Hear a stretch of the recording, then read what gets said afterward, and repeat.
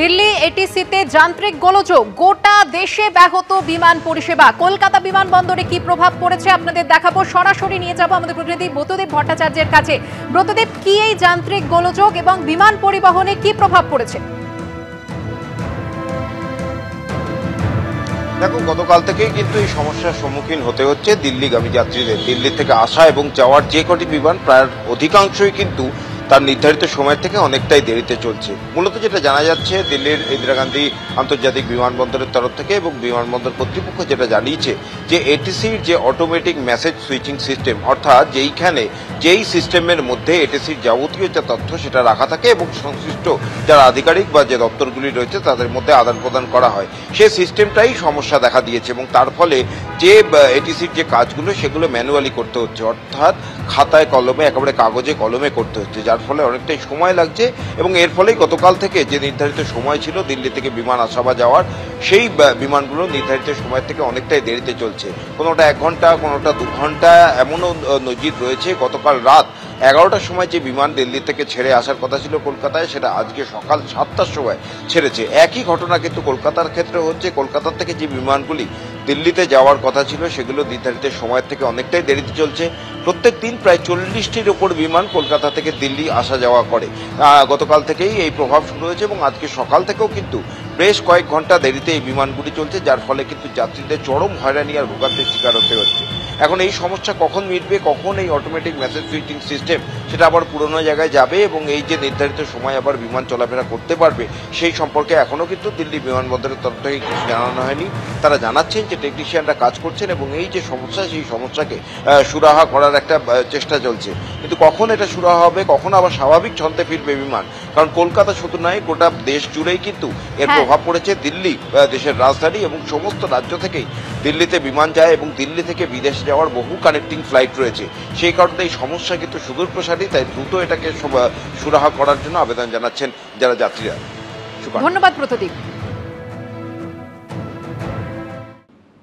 কথা ছিল বাড়ি বাড়ি গিয়ে এনুমারেশন ফর্ম দিয়ে আসবেন বিএলও, কিন্তু পাঁশকুড়ার 47 নম্বর বুথে দেখা গেল গ্রামের এক কোনায় চেয়ার টেবিল পেতে রীতিমতো ক্যাম্প তৈরি করেছেন বিএলও। উপস্থিত রয়েছেন শুধুমাত্র তৃণমূলের বিএলএ ও তার সঙ্গীরা।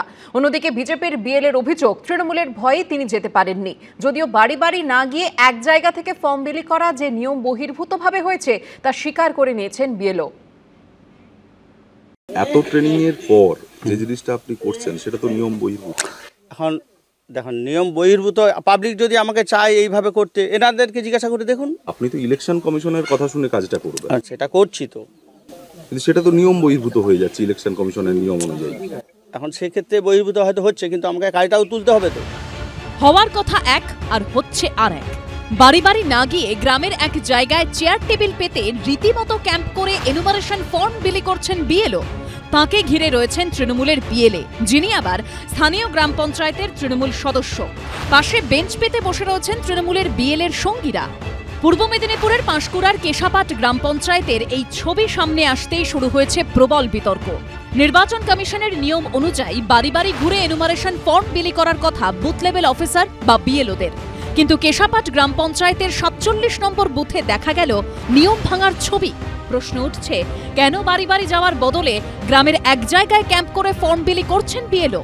এ নিয়ে আজব সাফাই শোনা গেল বিএলওর মুখে।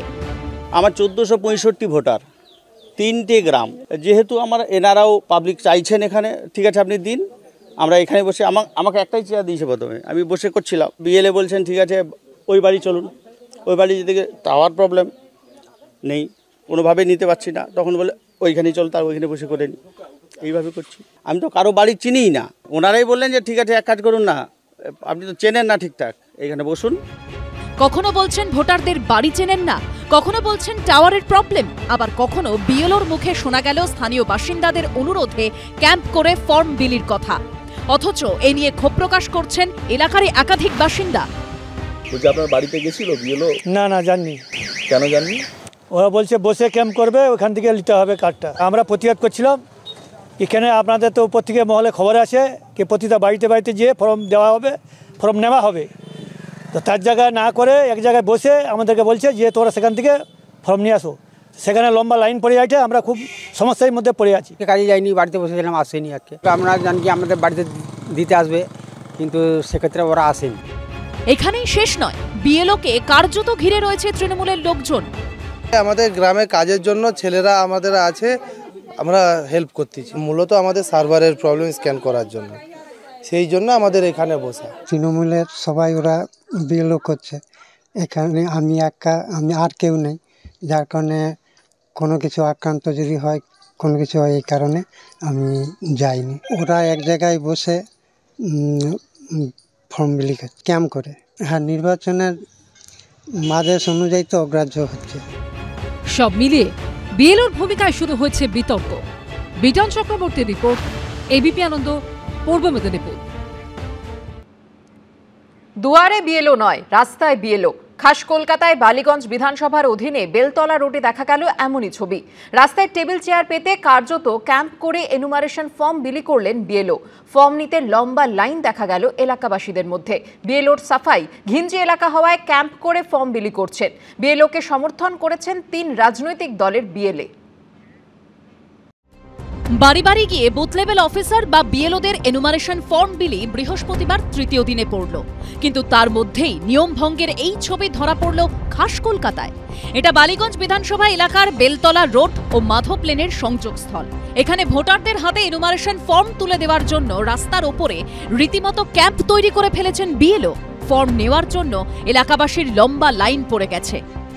এখানে আমরা দেখতে পাচ্ছি লম্বা লাইন পড়ে গিয়েছে, আর এখান থেকেই ফর্ম বিলি চলছে।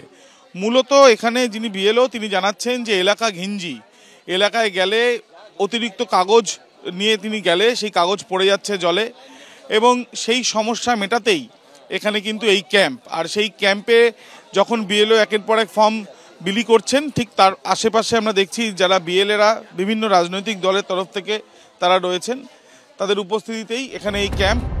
নির্বাচন কমিশনের নির্দেশ অনুযায়ী বাড়িতে গিয়ে সংশ্লিষ্ট ভোটারের হাতে এনুমারেশন ফর্ম তুলে দিতে হবে বিএলওদের। সেই মর্মে দায়িত্বপ্রাপ্ত বিএলওদের কয়েক দফা ট্রেনিংও হয়েছে, কিন্তু সেই শর্তই মানা হচ্ছে না এখানে। কিন্তু কেন? ম্যাডাম বাড়ি বাড়ি যাচ্ছেন? হ্যাঁ যাচ্ছি স্যার, আমরাও এখানে মোটামুটি যতজন পাওয়া যাচ্ছে এই এরিয়ায় এত কিছু নিয়ে তো ঘোরা সম্ভব না। আমরা এখানে যতটা পাচ্ছি করে নিচ্ছি, বাদ বাকিরা যারা আসতে পারছেন না কিছু আমরা এখান থেকে করে দিচ্ছি।